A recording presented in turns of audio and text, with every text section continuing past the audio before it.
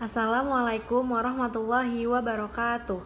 Kami dari kelompok 3 dengan anggota saya sendiri Fadia Fatasya Rahmatika dengan NIM 1302619005, Tiara Pramudita Widya Ningrum dengan NIM 1302619011, Randy Setiabudi dengan NIM 1302619070, Bintang Ramadan dengan NIM 1306620067, dan Sarah Tiffany dengan NIM 1306620091 akan mempresentasikan hasil diskusi kami mengenai bagaimana Pancasila menjadi dasar negara Republik Indonesia.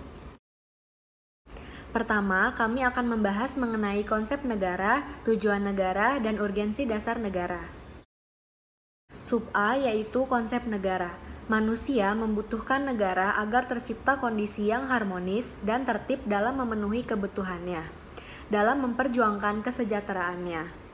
Menurut Diponolo, negara adalah suatu organisasi kekuasaan yang berdaulat yang dengan tata pemerintahan melaksanakan tata tertib atas suatu umat di suatu daerah tertentu. Definisi negara sendiri juga sudah dikemukakan oleh banyak ahli seperti berikut. Ada Aristoteles yang menyatakan bahwa negara atau polis adalah persekutuan daripada keluarga dan desa guna memperoleh hidup yang sebaik-baiknya. Yang kedua ada Jean Bodin yang menjelaskan negara itu adalah suatu persekutuan daripada keluarga-keluarga dengan segala kepentingannya yang dipimpin oleh akal dari suatu kuasa yang berdaulat. Selanjutnya ada Hugo de Groot atau Grotius yang menjelaskan negara merupakan suatu persekutuan yang sempurna daripada orang-orang yang merdeka untuk memperoleh perlindungan hukum. Kemudian ada Bluntschli yang menjelaskan negara sebagai diri rakyat yang disusun dalam suatu organisasi politik di suatu daerah tertentu. Lalu ada Hanson Kelsen yang menjelaskan negara adalah suatu susunan pergaulan hidup bersama dengan tata paksa. Lalu ada Harold Laski yang menjelaskan negara sebagai suatu organisasi paksaan atau Corcuff Instrument. Dan yang terakhir adalah Woodrow Wilson yang menjelaskan negara merupakan rakyat yang terorganisasi untuk hukum dalam wilayah tertentu atau a people organized for law within a definite territory. Berdasarkan pengertian negara tersebut, Diponolo menyimpulkan 3 unsur yang menjadi syarat mutlak bagi adanya negara, yaitu yang pertama ada unsur tempat atau daerah, wilayah atau teritori. Yang kedua ada unsur manusia atau umat, yaitu masyarakat, rakyat atau bangsa. Dan yang terakhir ada unsur organisasi atau tata kerjasama atau tata pemerintahan. Ketiga unsur tersebut biasa disebut sebagai unsur konstitutif. Selain unsur konstitutif, ada juga nih unsur lain, yaitu unsur deklaratif atau pengakuan dari negara lain. Terdapat 2 pendekatan tentang negara dari perspektif tata negara, yaitu yang pertama, negara dalam keadaan diam, yang fokus pengkajiannya terutama kepada bentuk dan struktur organisasi negara. Dan yang kedua, ada negara dalam keadaan bergerak, yang fokus pengkajiannya terutama kepada mekanisme penyelenggaraan lembaga-lembaga negara, baik di pusat maupun di daerah. Pendekatan ini juga meliputi bentuk pemerintahan seperti apa yang dianggap paling tepat untuk sebuah negara. Dasar negara yang dianut oleh negara yang bersangkutan menentukan bentuk negara, sistem pemerintahan, dan tujuan negara seperti apa yang ingin diwujudkan, serta bagaimana jalan atau cara mewujudkan tujuan negara tersebut. Konsekuensi Pancasila sebagai dasar negara bagi negara Republik Indonesia terdapat pada pasal 1 Undang-Undang Dasar Negara Republik Indonesia tahun 1945 yang berbunyi, negara Indonesia merupakan negara kesatuan yang berbentuk republik. Pasal tersebut menjelaskan hubungan Pancasila, tepatnya sila ketiga, dalam bentuk negara yang dianut oleh Indonesia, yaitu sebagai negara kesatuan, bukan sebagai negara serikat. Lebih lanjut, pasal tersebut menegaskan bahwa Indonesia menganut bentuk negara republik, bukan despot atau tuan rumah atau absolutisme atau pemerintah yang sewenang-wenang.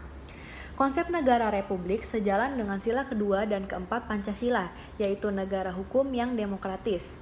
Demikian pula dalam pasal 1 ayat 2 Undang-Undang Dasar Negara Republik Indonesia 1945 yang berbunyi, kedaulatan berada di tangan rakyat dan dilaksanakan menurut Undang-Undang Dasar.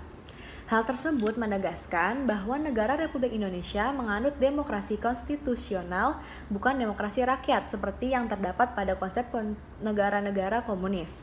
Di sisi lain, Pasal 1 Ayat 3 Undang-Undang Dasar Negara Republik Indonesia tahun 1945 ditegaskan bahwa negara Indonesia adalah negara hukum. Prinsip tersebut mencerminkan bahwa negara Indonesia sejalan dengan sila kedua Pancasila. Hal tersebut ditegaskan oleh Art Morjo bahwa konsep negara hukum Indonesia merupakan perpaduan 3 unsur, yaitu Pancasila, hukum nasional, dan tujuan negara.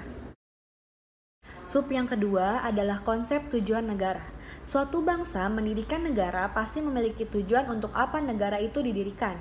Secara teoritik, berikut merupakan beberapa tujuan dibentuknya negara yang disarikan oleh Diponolo.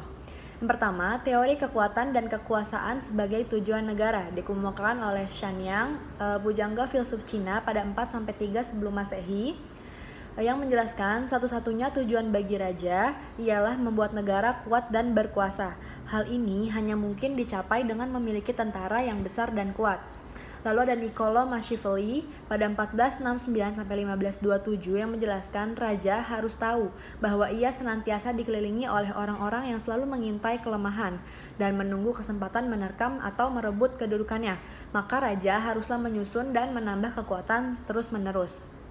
Dan ada Friedrich Nietzsche pada 1844 sampai 1900 yang menjelaskan tujuan hidup umat manusia ialah penjelmaan tokoh pilihan dari mereka yang paling sempurna atau maha manusia. Hidup itu adalah serba perkembangan, serba memenangkan dan menaklukkan, serba meningkat terus ke atas.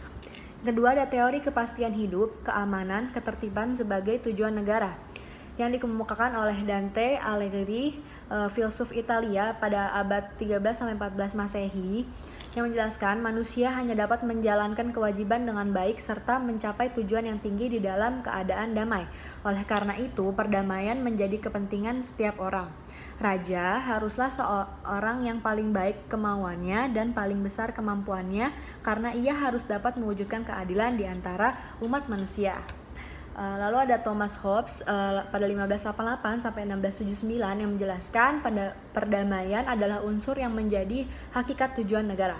Demi keamanan dan ketertiban, maka manusia melepaskan dan melebur kemerdekaannya ke dalam kemerdekaan umum, yaitu negara.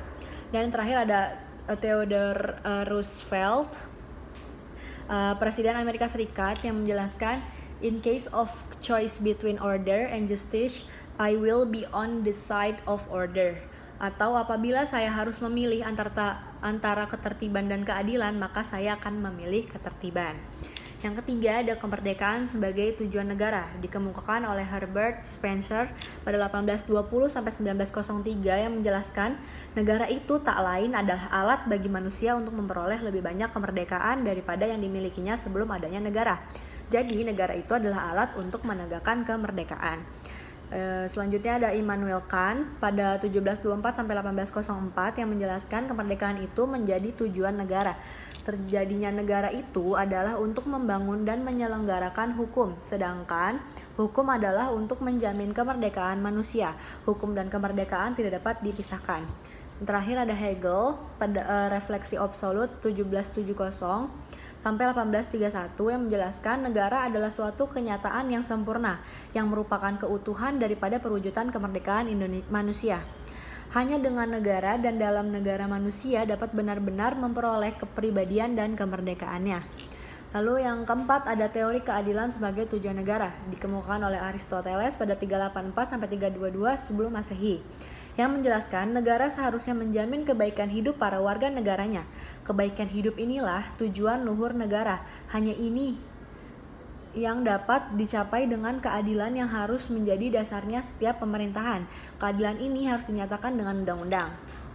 Kedua ada Thomas Aquinas pada 1225 sampai 1274 yang menjelaskan kekuasaan dan hukum negara itu hanya berlaku selama ia mewujudkan keadilan untuk kebaikan bersama umat manusia seperti yang dikehendaki Tuhan. Yang terakhir ada Immanuel Kant pada 1724 sampai 1804 yang menjelaskan terjadinya negara itu dari kenyataan bahwa manusia demi kepentingan sendiri telah membatasi dirinya dalam suatu kontak sosial yang menumbuhkan hukum. Hukum ini adalah hasil dari akal manusia untuk mempertemukan dan menyelenggarakan kepentingan bersama. Hukum keadilan semesta alam menghendaki agar manusia berbuat terhadap orang lain seperti yang ia harap orang lain berbuat terhadap dirinya. Dan teori yang terakhir ada teori kesejahteraan dan kebahagiaan sebagai tujuan negara, dikemukakan oleh Muhammad Hatta pada 1902-1980 yang menyatakan bohonglah segala politik jika tidak menuju kepada kemakmuran rakyat. Dan yang terakhir dikemukakan oleh Immanuel Kant pada 1724-1804 yang menjelaskan tujuan politik ialah mengatur agar setiap orang dapat puas dengan keadaannya. Hal ini menyangkut terpenuhinya kebutuhan yang bersifat bendawi dan terwujudnya kebahagiaan yang bersifat kerohanian. Cara yang dilakukan untuk mewujudkan tujuan tersebut jika disederhanakan dapat digolongkan ke dalam dua aliran, yaitu yang pertama ada aliran liberal individualis, yaitu aliran ini yang berpendapat bahwa kesejahteraan dan kebahagiaan harus dicapai dengan politik dan sistem ekonomi liberal melalui persaingan bebas. Dan yang kedua ada aliran kolektivis atau sosialis, yaitu aliran ini berpandangan bahwa kesejahteraan dan kebahagiaan manusia hanya dapat diwujudkan melalui politik dan sistem ekonomi terpimpin atau totaliter. Nah, jika disederhanakan, tujuan negara Republik Indonesia ini dibagi menjadi dua, yaitu mewujudkan kesejahteraan umum dan menjamin keamanan seluruh bangsa dan seluruh wilayah negara. Oleh karena itu, pendekatan dalam mewujudkan tujuan negara tersebut dapat dilakukan dengan dua pendekatan nih, yaitu yang pertama ada pendekatan kesejahteraan atau prosperity approach, yaitu upaya yang dilakukan berdasarkan pengembangan kegiatan ekonomi dan perdagangan untuk meningkatkan kesejahteraan masyarakat di kawasan perbatasan.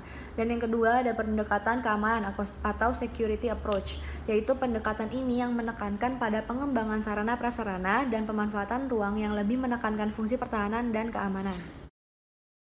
Sub yang terakhir adalah konsep dan urgensi dasar negara. Secara etimologis, dasar negara identik dengan istilah norma dasar, cita hukum, cita negara, dan dasar filsafat negara.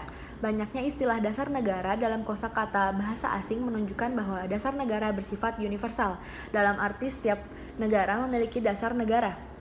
Sedangkan secara terminologis atau secara istilah, dasar negara dapat diartikan sebagai landasan dan sumber dalam membentuk dan menyelenggarakan negara. Dasar negara juga dapat diartikan sebagai sumber dari segala sumber hukum negara. Kemudian secara teoritik, istilah dasar negara mengacu kepada pendapat Hans Kelsen, disebut a basic norm atau Grundnorm. Norma dasar ini merupakan norma tertinggi yang mendasari kesatuan-kesatuan sistem norma dalam masyarakat yang teratur termasuk di dalamnya negara yang sifatnya tidak berubah. Dengan demikian, kedudukan dasar negara berbeda dengan kedudukan peraturan perundang-undangan karena dasar negara merupakan sumber dari peraturan perundang-undangan.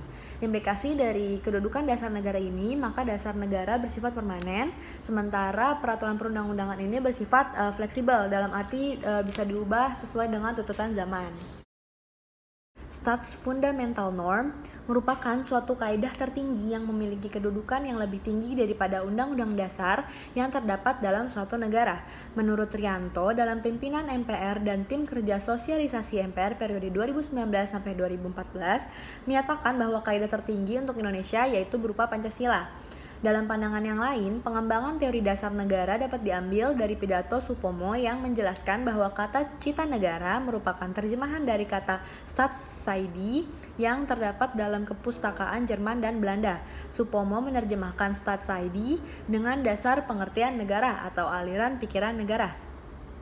J. Oppenheim pada tahun 1849 sampai dengan 1924, ahli hukum tata negara dan hukum administrasi negara di Groningen, Belanda, mengemukakan bahwa Staatsidee dapat dilukiskan sebagai hakikat yang paling dalam dari negara, sebagai kekuatan yang membentuk negara-negara. Plato dalam Yusuf pada tahun 2009 berpendapat bahwa suatu negara sebaiknya berdasarkan atas hukum dalam segala hal, dalam karyanya yang berjudul Nomoi, The Law. Aristoteles juga memberikan pandangannya nih bahwa suatu negara yang baik adalah negara yang diperintahkan oleh konstitusi dan kedaulatan hukum. Sebagai suatu ketentuan peraturan yang mengikat, norma hukum memiliki sifat yang berjenjang atau bertingkat. Artinya, norma hukum akan berdasarkan pada norma hukum yang lebih tinggi dan bersumber lagi pada norma hukum yang lebih tinggi lagi. Demikian seterusnya sampai pada norma dasar atau norma yang tertinggi dalam suatu negara yang disebut dengan Grundnorm.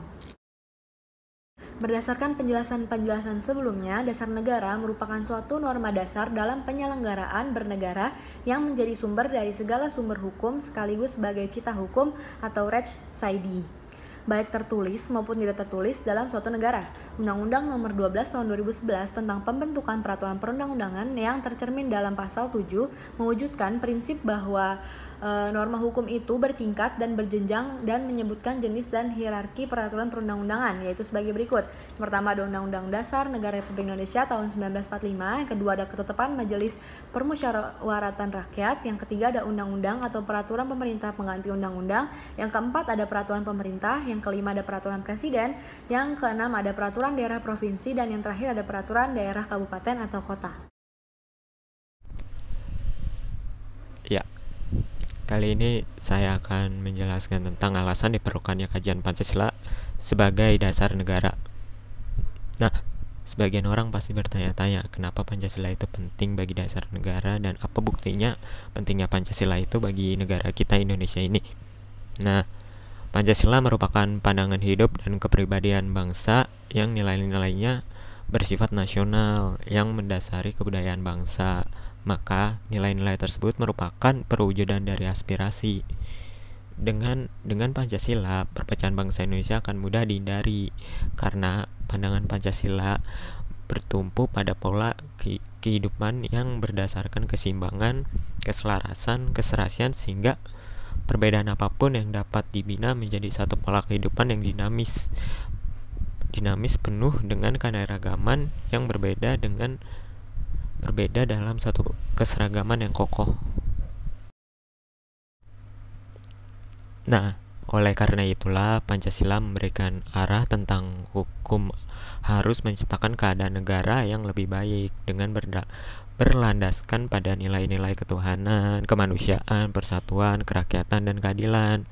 Nah, dengan demikian diharapkan warga negara dapat memahami dan melaksanakan Pancasila dalam kehidupan sehari-hari. Nah, ini bisa dimulai dari kegiatan-kegiatan yang sederhana, seperti contohnya menggambarkan hadirnya nilai-nilai Pancasila tersebut dalam masyarakat. Ya, yang berikutnya menggali sumber yuridis, historis, sosiologis, dan politis tentang Pancasila sebagai negara. Nah, yang pertama ada sumber yuridis. Nah, secara yuridis ketatanegaraan, Pancasila ini merupakan dasar negara Republik Indonesia sebagaimana terdapat dalam pembukaan Undang-Undang Dasar Negara Republik Indonesia tahun 1945. Nah, Pancasila ini dimuat dalam dua peraturan, yaitu yang pertama dimuat dalam Ketetapan MPR nomor 18 tahun 1998 tentang pencabutan Ketetapan MPR nomor 2 tahun 1978 tentang pedoman, penghayatan, dan pengamalan Pancasila, dan ketetapan tentang penegasan Pancasila sebagai dasar negara. Nah, yang kedua ini dimuat dalam Undang-Undang Nomor 12 Tahun 2011 tentang pembentukan perundang-undangan, bahwa Pancasila ini merupakan sumber dari segala sumber hukum negara. Ya, yang kedua ini ada sumber historis. Nah, dalam pidato 1 Juni tahun 1945, Soekarno pernah menyebutkan dasar negara dengan menggunakan bahasa Belanda, yaitu filosof sin grondslag bagi Indonesia merdeka. Dalam hal tersebut, Pancasila digunakan sebagai dasar mengatur pemerintah negara. Nah, dengan demikian jelas jika kedudukan Pancasila itu sebagai dasar negara. Pancasila sebagai dasar negara dibentuk setelah menyerap berbagai pandangan yang berkembang secara demokratis dari para anggota BPUPKI dan PPKI sebagai representasi bangsa Indonesia. Nah, berdasarkan penjelasan historis juga diketahui bahwa Pancasila yang berlaku sekarang merupakan hasil karya bersama dari berbagai aliran politik yang ada di BPUPKI, yang kemudian disempurnakan dan disahkan oleh PPKI pada saat negara didirikan. Nah, Pancasila ini juga bukan merupakan hasil dari karya Muhammad Yamin ataupun Soekarno saja, melainkan hasil karya bersama, sehingga tampil dalam bentuk, isi, dan filosofi yang utuh sampai seperti sekarang ini.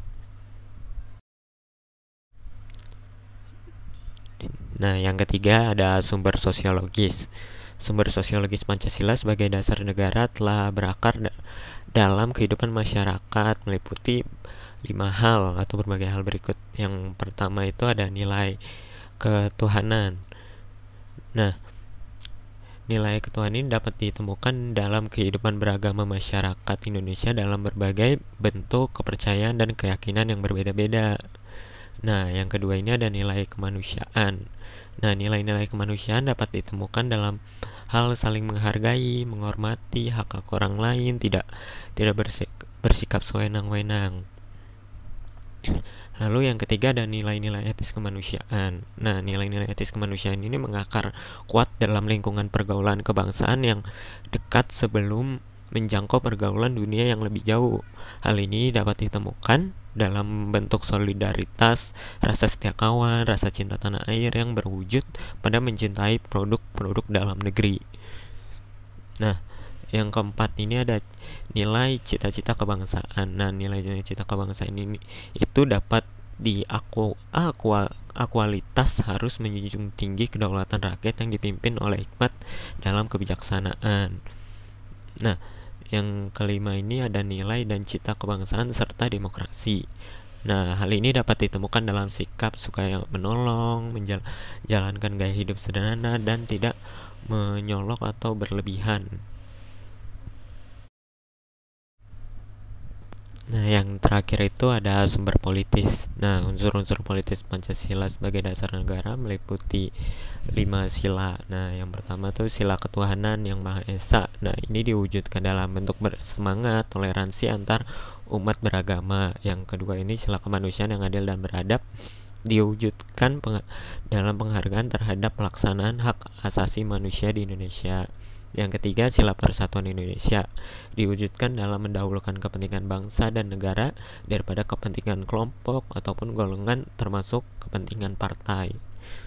Nah, yang keempat, sila kerakyatan yang dipimpin oleh hikmat kebijaksanaan dalam pemusyawaratan perwakilan.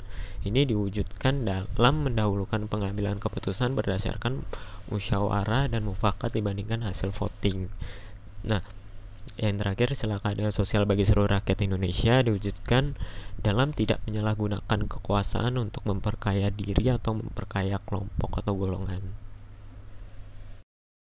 Membangun argumen tentang dinamika dan tantangan Pancasila sebagai dasar negara. Yang pertama, argumen tentang dinamika Pancasila. Pancasila sebagai dasar negara lahir dan berkembang melalui proses yang sangat panjang. Mulanya, Pancasila bersumber dari nilai-nilai bangsa Indonesia, seperti dalam adat istiadat, agama-agama, dan pandangan hidup bangsa. Karena itu, nilai Pancasila telah diyakini kebenarannya dan dijadikan sebagai dasar negara. Setelah Soekarno menggali kembali nilai-nilai luhur bangsa Indonesia, pada 1 Juni 1945, Pancasila disuarakan menjadi dasar negara, yang diresmikan pada tanggal 18 Agustus 1945 dengan sila-sila Pancasila yang ada dalam pembukaan Undang-Undang Dasar 1945. Berdirinya Negara Kesatuan Republik Indonesia pada 17 Agustus 1945 dan bangsa Indonesia sepakat pengaturan kehidupan bermasyarakat, berbangsa dan bernegara berlandasan pada Pancasila dan Undang-Undang Dasar 1945. Namun pada November 1945 sampai menjelang ditetapkannya Dekret Presiden 5 Juli 1959, pemerintah Indonesia mempraktikkan sistem demokrasi liberal. Setelah dilaksanakannya Dekret Presiden, sistem demokrasi liberal ditinggalkan dan kedudukan Pancasila diperkuat. Tetapi keadaan tersebut dimanfaatkan oleh paham komunis. Puncaknya terjadi peristiwa pemberontakan G30 SPKI tahun 1965. Peristiwa ini memicu berakhirnya pemerintahan Presiden Soekarno dan digantikan oleh Presiden Soeharto. Pada masa pemerintahan Presiden Soeharto, ditegaskan bahwa Pancasila sebagai dasar negara akan dilaksanakan secara murni dan konsekuen. Kemudian diterbitkanlah Ketetapan MPR nomor 2 tahun 1978 tentang pedoman penghayatan dan pengalaman Pancasila atau P4.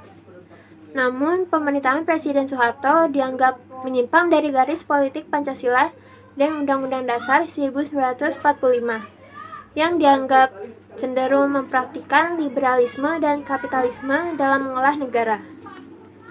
Pada tahun 1998, muncul gerakan reformasi yang menyebabkan Presiden Soeharto menyatakan berhenti dari jabatan presidennya.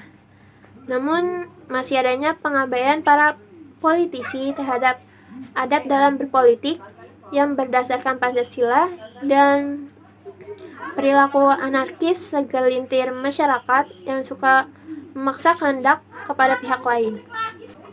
Pada tahun 2004 sampai sekarang, berkembang gerakan para akademisi dan pemerhati serta pencinta Pancasila yang kembali menyuarakan Pancasila sebagai dasar negara melalui berbagai kegiatan seminar dan kongres, agar kembalinya eksistensi Pancasila dan menegaskan Pancasila sebagai dasar negara yang menjadi sumber hukum dalam penyelenggaraan pemerintahan negara. Kedua, argumen tentang tantangan terhadap Pancasila. Pancasila harus menjadi benteng moral dalam menjawab tantangan-tantangan terhadap unsur kehidupan bernegara, seperti sosial, politik, ekonomi, budaya, dan agama. Tantangan yang muncul berasal dari paham seperti liberalisme, kapitalisme, komunisme, sekularisme, pragmatisme, dan hedonisme, yang menggerus kepribadian bangsa yang berkarakter nilai-nilai Pancasila, sehingga melupakan kultur bangsa Indonesia yang memiliki sifat religius, santun, dan gotong royong.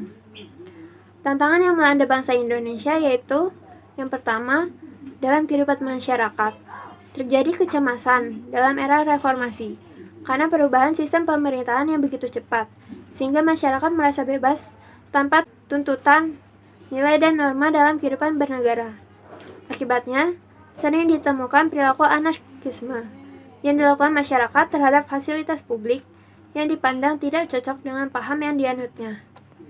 Yang kedua, dalam bidang pemerintahan, banyak aparatur pemerintahan baik sipil maupun militer yang kurang mencerminkan jiwa kenegarawan. Terdapat perilaku aparatur yang aji mumpung, yang mementingkan kepentingan kelompoknya saja. Hal tersebut perlu segera dicegah dengan meningkatkan efektivitas penegakan hukum dan melakukan upaya dalam membudayakan nilai-nilai Pancasila bagi para aparatur negara.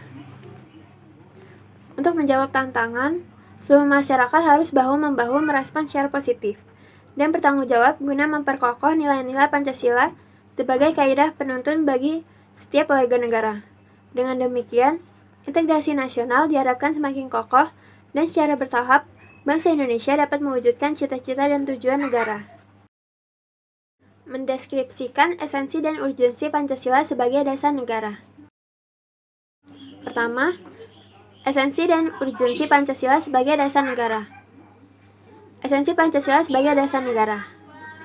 Pancasila ditetapkan menjadi dasar dan ideologi negara Indonesia sejak 18 Agustus 1945.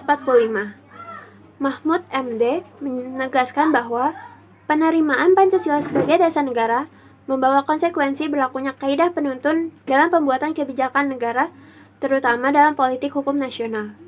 Kaidah penuntun dalam pembuatan politik hukum atau kebijakan negara yaitu: yang pertama, kebijakan umum dan politik hukum harus tetap menjaga integritas atau keutuhan bangsa.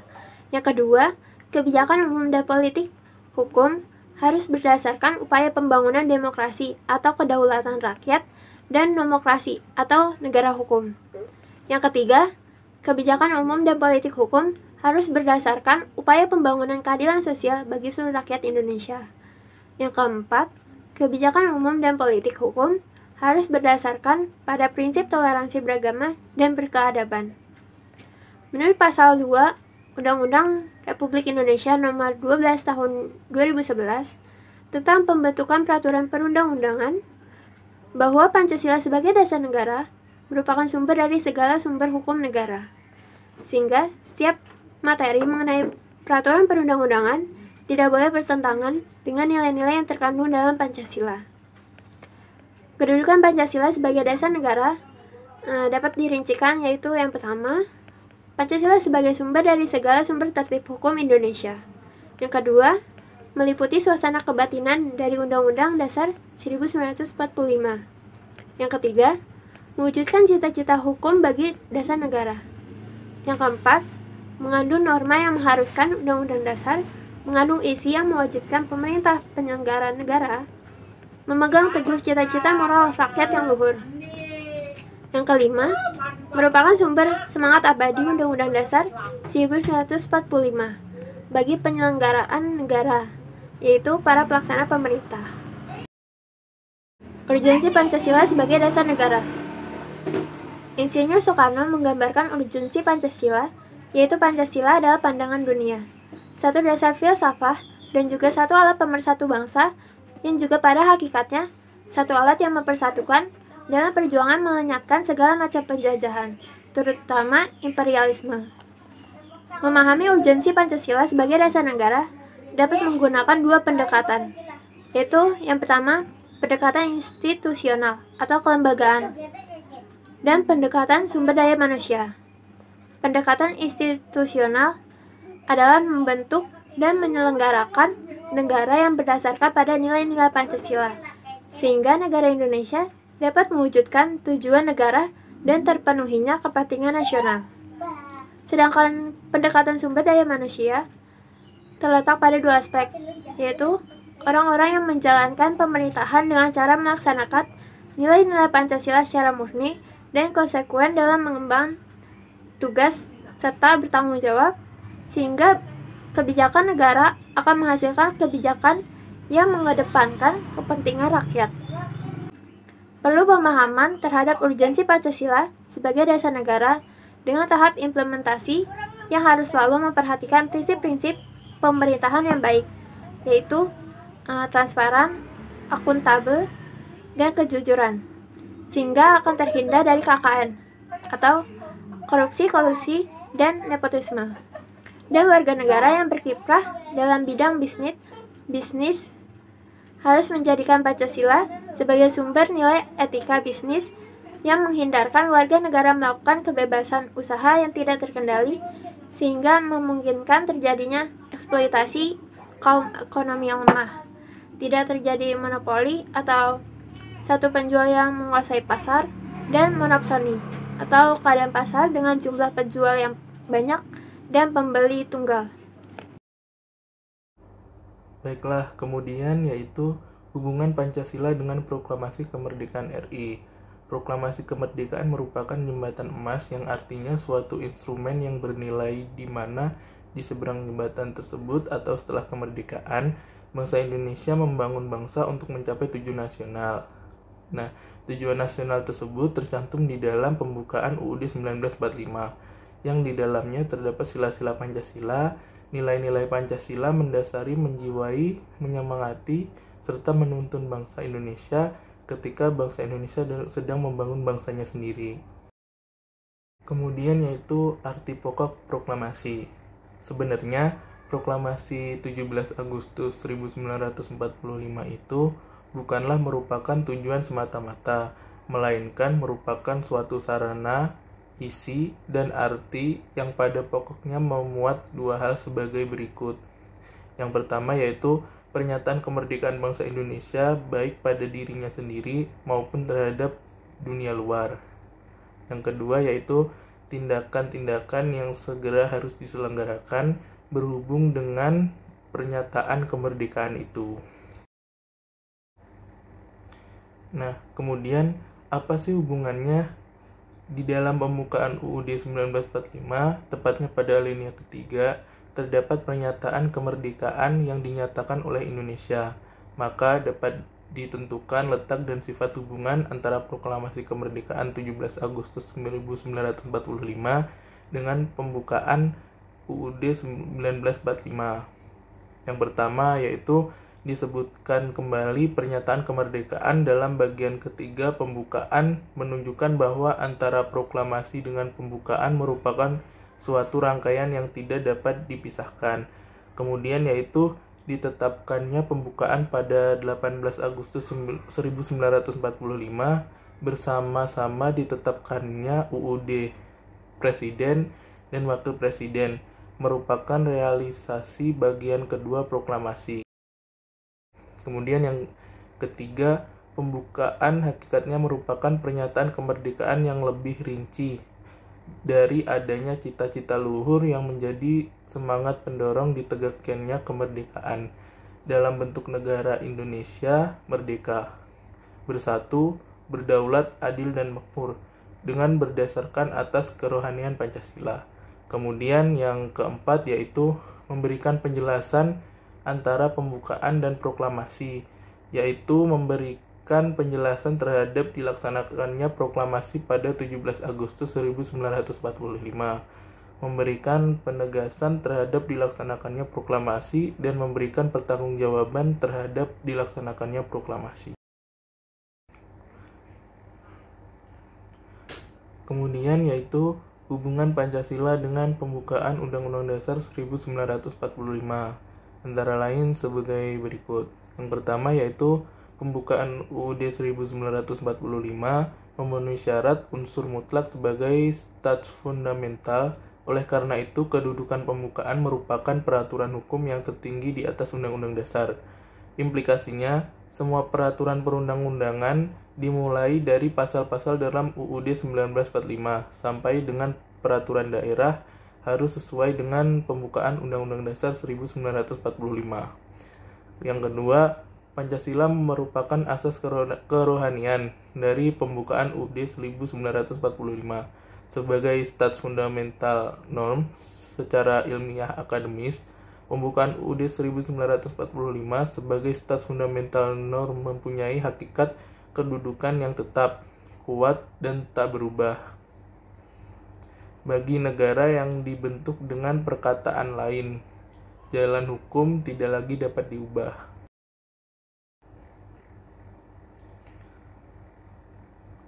Kemudian yang ketiga yaitu Pancasila sebagai landasan filosofis pembangunan hukum nasional. Hal ini berarti bahwa semua tingkah laku dan tindak perbuatan setiap manusia di Indonesia harus dijiwai dan juga merupakan pancaran dari semua sila Pancasila. Karena Pancasila sebagai Weltanschauung selalu merupakan kesatuan, tidak bisa dilepas maupun dipisahkan satu dengan yang lain dan merupakan satu kesatuan organis. Kemudian yang keempat, landasan yudiris menggunakan Pancasila sebagai dasar pembangunan hukum nasional ideologi bangsa Indonesia, yaitu Pancasila. Maka menjadikan Pancasila sebagai citra hukum adalah suatu keniscayaan. Pancasila dijadikan sebagai sumber dari segala sumber hukum. Sudah ditetapkan pada saat Indonesia baru merdeka, yaitu sejak sila-sila Pancasila dicantumkan dalam pembukaan UUD 1945 sebagai dasar negara, melakukan pembaruan hukum pidana berdasarkan pada nilai-nilai Pancasila. Diharapkan akan tercapai keadilan Pancasila, yaitu keadilan yang berketuhanan, keadilan yang berkemanusiaan, keadilan yang demokratik, keadilan yang nasionalistik, serta berkeadilan sosial. Keadilan Pancasila yang terwujudkan dalam kategori 5 macam keadilan tersebut merupakan wujud keadilan yang sesungguhnya, keadilan substansif, bukan sekedar keadilan formal saja.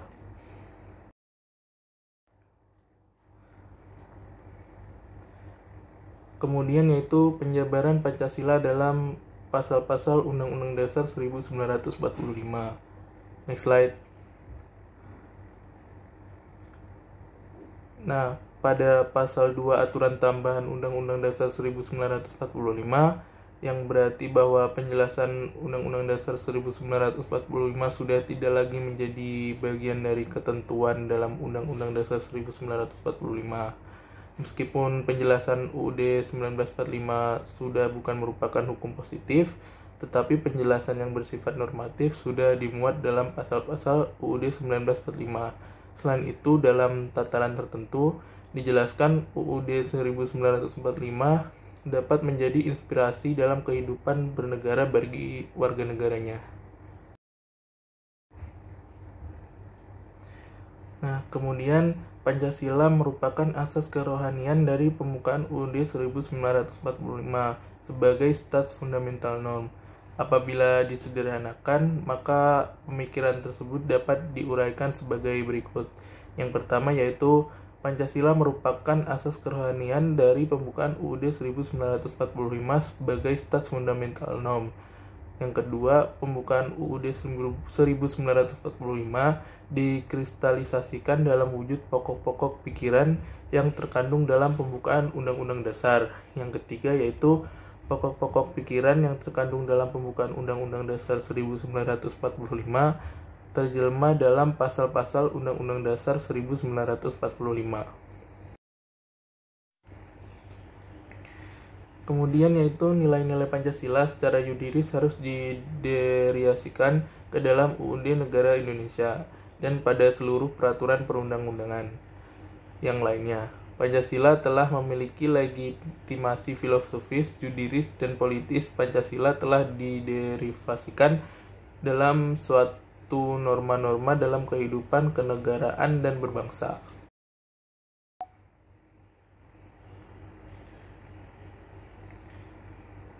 Berdasarkan norma-norma peraturan perundang-undangan, dapat diimplementasikan realisasi kehidupan kenegaraan yang bersifat praksis.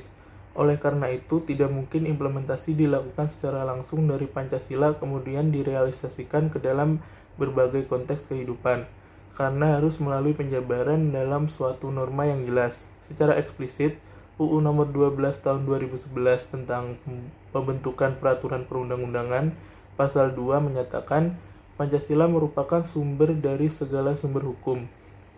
Namun tidak dipungkiri, banyak perundang-undangan yang tidak bersumber dengan nilai-nilai luhur Pancasila, yang tentunya hal ini sangat memprihatinkan dan harus segera diakhiri.